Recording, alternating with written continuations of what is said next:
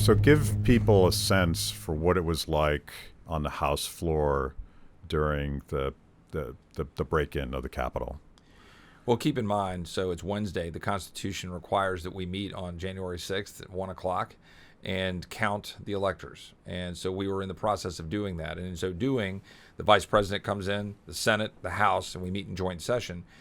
And obviously, there was a lot of energy on the mall that was building, and we knew that going in. And we were watching news accounts, and we were seeing it on social media. We knew that the president had spoken to the crowds earlier. We knew that there was a lot of energy. And obviously, Capitol Hill Police was, out in the front of the Capitol building, and we were all watching that. But we went and did our jobs, and we assumed all of that was, normal and relatively under control. So we're on the floor of the House of Representatives, and we approve Alabama and Alaska. And then we get to Arizona, and obviously there's an objection by my colleague Paul Gosar and by my former boss, Ted Cruz, from the Senate. You have to have an objection from both. Once the objections were heard, then the vice president rightfully says, okay, well, rightfully under the Electoral Count Act, some disagreement over that constitutionality of that act, but we then divide the chambers and go vote.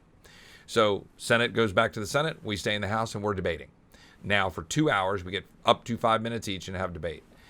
So we're in the process of debating, and we're probably half an hour in, and we're all seeing and hearing that some things are heating up, and you can start to see some increased presence of Capitol Hill Police and law enforcement in and around the chamber. And then we had a halt to our activities and a call for all of us to kind of stay in place, and they started locking doors of the chamber and said there had been a breach to the United States Capitol.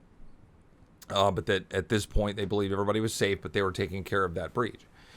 And so we sat there for a few minutes, and then we resumed debate. It's all right, we have a job to do. Let's go do this. And so we resumed debate. And then we debated for a few minutes longer, and then it was clear we were hearing noises, a lot of movement, a lot of kind of chaos. And our phones were buzzing and lighting up, and so they came in and we shut down debate. And at that point, it became very real. They asked us to pull out masks from under our seats because tear gas had been fired off in the Capitol Rotunda.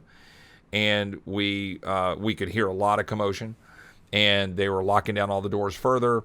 And then there was efforts to start barricading the front doors, and then there was banging on our front door. The door when the American people see when the president walks in for the State of the Union, that door, the door that proceeds out to the Rotunda. That door was being banged and ultimately glass smashed and shattered. We were hunkered down in our locations. I say hunkered down. I mean, I was standing there, but we were, on the floor. And I was down on the front of the well because I was supposed to speak soon. I was one of the ones granted time to speak, and I ultimately gave my speech at night after all this passed.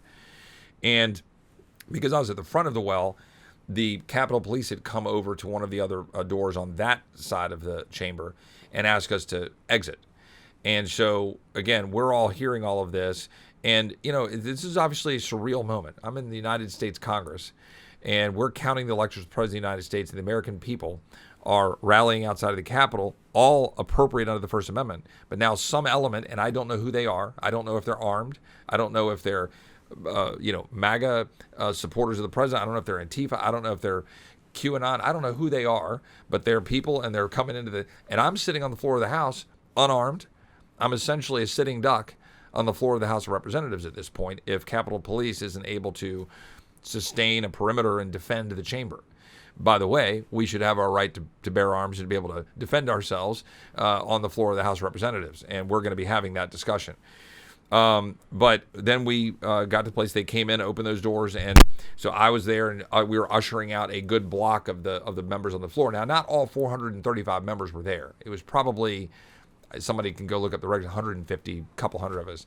But anyway, we then exit the chamber and then went off to another part of the Capitol complex into a secure location where we could gather for the afternoon. Now, that took a while to get everybody assembled there and to kind of move them through the complex and get them to that place.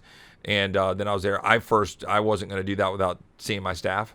So I went to go check on my staff, and my office is in the Longworth building. So I went to my staff and made sure they were good, and then got my staff and myself to a secure location. And look, here's the most important part. It was a tragic day. There was loss of life. The Capitol was attacked. Doors were smashed. but we did our job. We came back. We met the Senate and the House. We did our job through the night and into the morning, and I was proud to be there on the floor of the House at 4 a.m. when the current vice president, who was the loser of the election, did his job, honored his oath. We opened the electors' envelopes, we counted them, and we will now have the peaceful transition of power. But this peace requires statesmanship by both left and right. And that would be my admonition to the incoming administration, to remember what we've just witnessed.